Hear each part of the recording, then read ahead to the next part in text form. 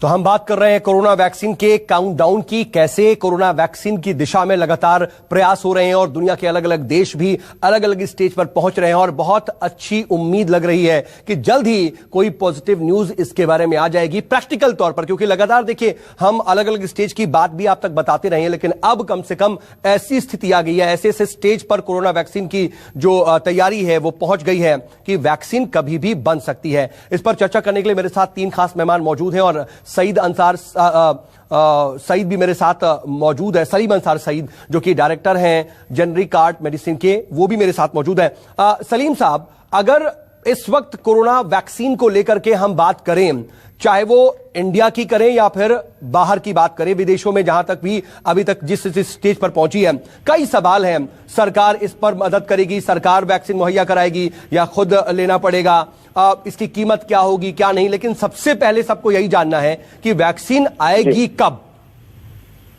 जी देखिए, कैसे है, इंडिया जो है इसको कंसिडर किया जाता है फार्मेसी ऑफ द वर्ल्ड और 60% जो भी जेनेरिक मेडिसिन जो यूएस यूटिलाइज करता है उसको इंडिया जो है वो एक्सपोर्ट करता है।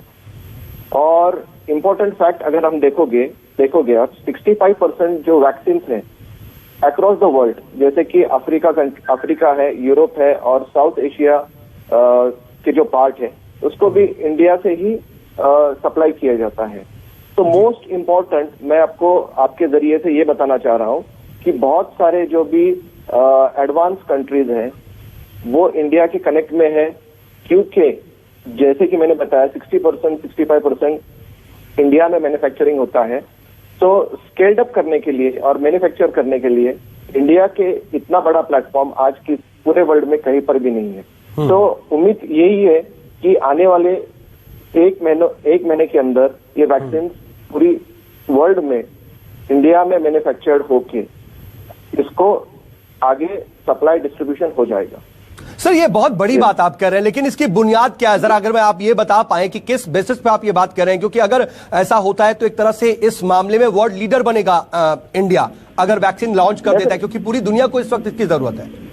डेफिनेटली अगर आप हिस्ट्री अगर निकाल के देखोगे तो मेजल्स या तो रुबेला वैक्सीन है और पोलियो के वैक्सीन है, तो इसका बहुत बड़ा स्टेक इंडिया में ही मैन्युफैक्चर होता है। ऑलमोस्ट 60 और 65% इंडिया ही इसको एक्सपोर्ट करती है अदर कंट्रीज को।